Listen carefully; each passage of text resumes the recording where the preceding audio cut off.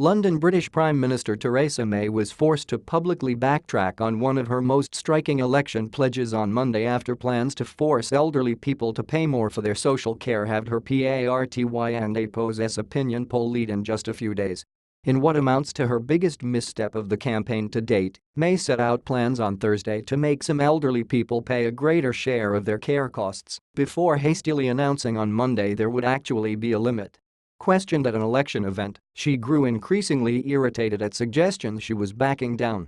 6 opinion polls published in the past 3 days have all shown a contraction in the Conservative party and APO's lead over the opposition Labour Party by a range of 2 to 9 percentage points, though all indicate May will still win the election. May said opponents such as Labour leader Jeremy Corbyn had tried to scare the elderly by spreading fake claims about her plan to transfer more of the cost from taxpayers to recipients who can afford to fund care themselves. Dubbed the APO's dementia tax and APO's by opponents, the proposal had raised concerns that some seniors might see their houses sold off to pay for care rather than passed on to their descendants. We will make sure nobody has to sell their family home to pay for care, May said in the Welsh city of Wrexham.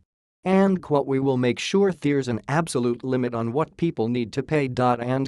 May called the election to strengthen her hand in negotiations on Britain and APO's exit from the European Union and to win more time to deal with the impact of the divorce. But if she does not handsomely beat the 12-seat majority her predecessor David Cameron won in 2015, her electoral gamble will have failed. May said the proposed changes to elderly care were part of an attempt to reform the care system for an aging society. But she appeared flustered taking questions from journalists about her announcement of a cap, including one who suggested to her that she was weak and in contrast to her election promise to be of strong and leader.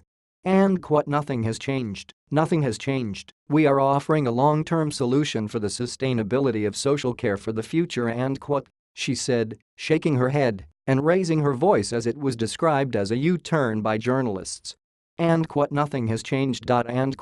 Sterling fell below $1.30 on Monday after polls showed her lead had contracted, but then made back some of its gains after May announced the cap.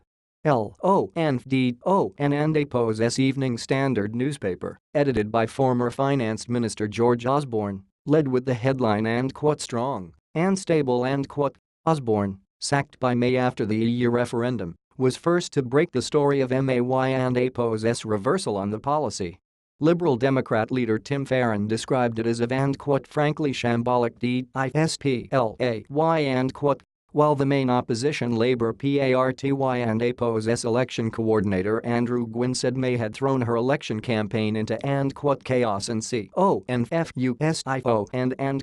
the Financial Times reported on Monday that May had not consulted some of her most senior colleagues on the plans announced last week and that the head of her policy unit had advised against it.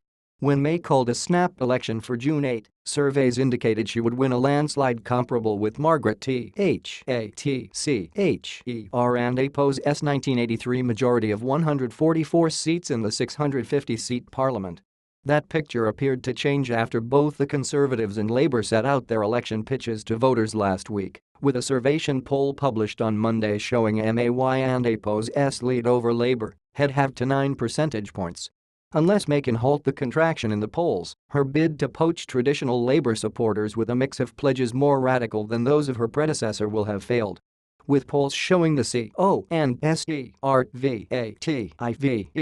and APO's lead over Labour down from 20 points or more earlier in the campaign, May is projected to win a smaller majority of around 40 seats.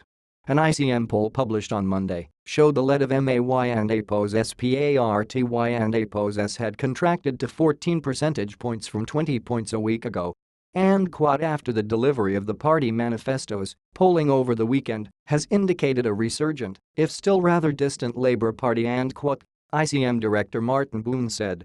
But many are skeptical of the headline poll numbers after surveys failed to correctly predict and APO's last national election in 2015, as well as the 2016 EU referendum and Donald Trump and APO's US election victory. Pollsters have said their 2015 findings significantly overestimated support for Labour. While they have since adjusted their methodology to seek to address this, it will not be known until June 9 whether they have now gone too far the other way.